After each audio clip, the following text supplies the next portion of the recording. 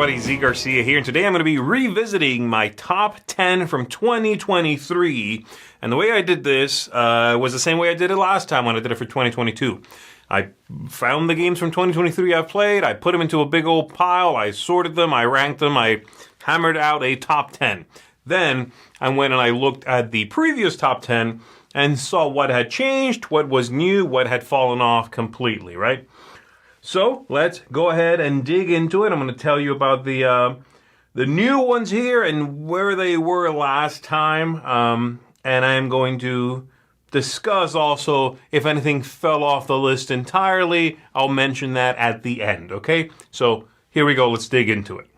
My number 10 goes to Siberian. This was my number 9 last time, and it is a solo or two-player only co-op game, one of the absolute best games, I would say, in the Oniverse series of games.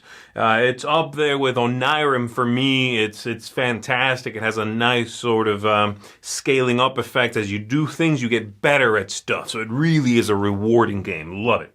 My number 9 goes to The Veil of Eternity, and this was number 10. So this and Siberian just sort of switched places. Card-driven game, very neat, very simple idea in which you're taking a card and put it in your hand, or you can take a card and throw it away and take some money, or you can build a card in front of you, right? And you're trying to have combinations of things that feed off of other things. Has a little bit of a trading card game feel. I love that kind of feel in cards, in card games, especially self-contained ones. And this one gives me that feel. So really enjoy it. It came out with an expansion I haven't played yet. I haven't been super tempted because it looks like it might overcomplicate things for me, and I want this to stay simple, but there you go. My number 8 is new to the list, and it is Far Away. Far Away, I must have not played yet by the time I made the list. I really like Far Away. I think it's a great little filler game. It's divisive. It seems to be very divisive. Some people do not like the main twist, which is playing the cards the one way as you go through the game, and then scoring them backwards. So like flipping them all face down and then flipping them only one at a time backwards and scoring that way. It's a hard thing to explain. You kind of have to just see it. I don't think it's that difficult to grasp if you show, how it works, but I really like it. I think it's brilliant. I think it's a neat little drafting game with some clever manipulation at stake, and it has that thing which I love, in which a card does multiple things. That card is both a scoring opportunity and symbols that other cards can use to score themselves. So love that feeling of like, ooh, interconnectedness. My number 7 is Expeditions. This was number 6 last time, barely a slip there. Still very much enjoy this game. It's a wonderful spin-off of a Scythe, using the world, really not so much the mechanisms. Love this world, love this setting. And again, it sort of simplifies Scythe for me. It makes it more of a card-driven game, and I love that in games. I tend to love card games. Saving all of the flavor and even adding a little bit on top, a little mysticism and a little, supernatural stuff on top of it. So, fantastic game, Expeditions. Number 6 is Everdell Farshore, and this is new to the list as well. I think Everdell Farshore is becoming my favorite flavor of Everdell, though I did just play the new Everdell Duel, and that's good. So, I don't know where that falls there, but Everdell Farshore is a great self-contained game, no expansions so far, don't need expansions, it functions fantastically on its own, and it softens up some of the harder edges on the original Everdell. Number 5 is Ancient Knowledge. This slipped quite a bit. It was my number 2 last year, or, when I did this originally. So it's my number 5 right now. Not sure why. I haven't played it very much, to be fair, but I still love it. I still love the idea of it. The idea of cards sort of with the passage of time decaying, and the game representing that by pushing the cards along, and then they fall off the edge and you no longer have them. You have to rebuild your combos in this game all the time. I love that. So I really enjoy. This one also had an expansion that I have not played. So I don't know if that's one I necessarily am interested in or not. But I think it's more that other games have made a bigger oomph more than this game slipped. Okay, so moving on to number 4. Staying the same, Thunder Road Vendetta. Thunder Road Vendetta has a nice amount of staying power for me. It's vibrant, it's fun. It's one of those games that gets out of its own way. And I think more and more, the more games I play, the more I appreciate that as a feature in games. This is a game that I do not have to relearn the minutia in. It is not a game that slides right out of my mind because there's so much to it. I can bust out Thunder Road Vendetta and leaf through the booklet in 2 minutes and I'm good to go, you know? So I think that's what it is.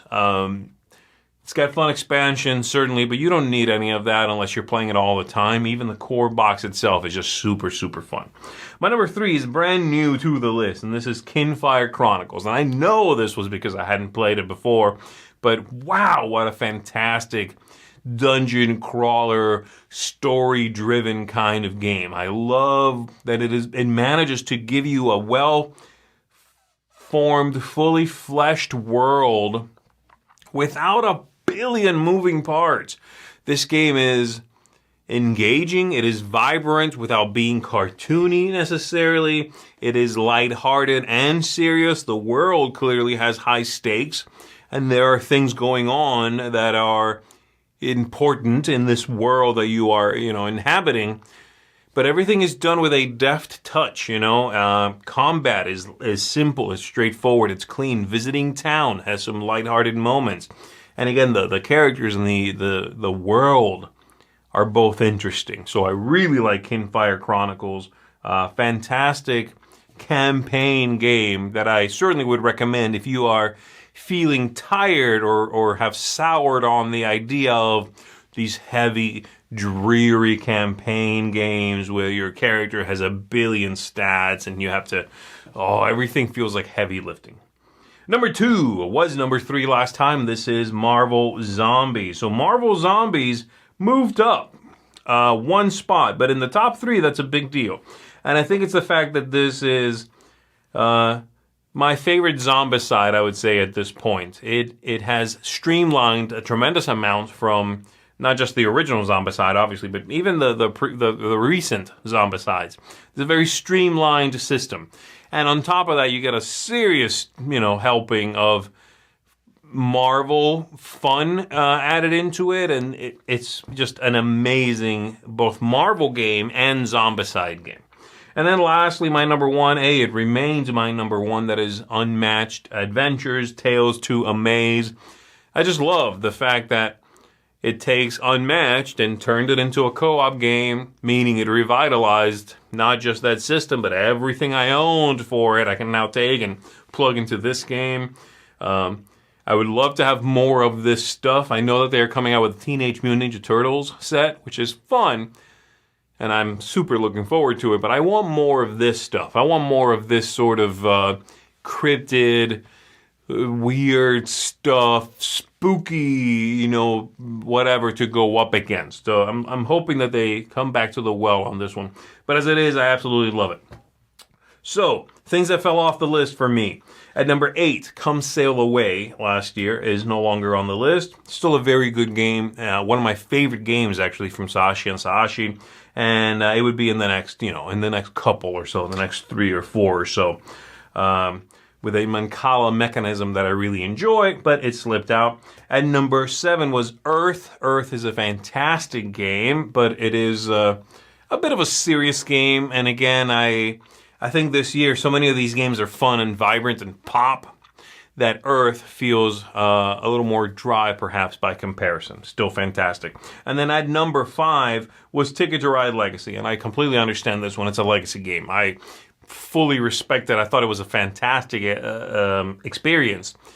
I'm not replaying it. I'm not really replaying Ticket to Ride Legacy. I could, and I could see myself doing that, in fact. I don't think it's the surprises that kept me interested, necessarily. But I obviously haven't played it in a year because, how could I or why would I? So, there you go. And that's everything that fell off the list, and that is my revisited top 10 of 2023, everybody. Let me know in the comments below what you think of some of these changes. Am I being too harsh to Earth? Still think Earth is fantastic. Okay, I still have it. It's great. It's not going anywhere.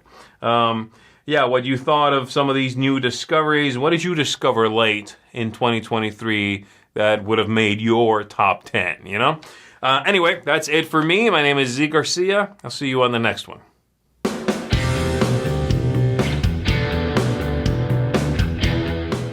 Hey everybody, thanks for watching another video from the Dice Tower. Hey, you want to learn more about us, communicate with us? We have a Facebook group, we have a Discord channel, lots of different ways to get involved with the Dice Tower. You can find that in our Linktree link below. So just click that, it will take you and you can communicate with us on Facebook, join our Facebook groups. There's lots of cool things that you can find and become part of the Dice Tower.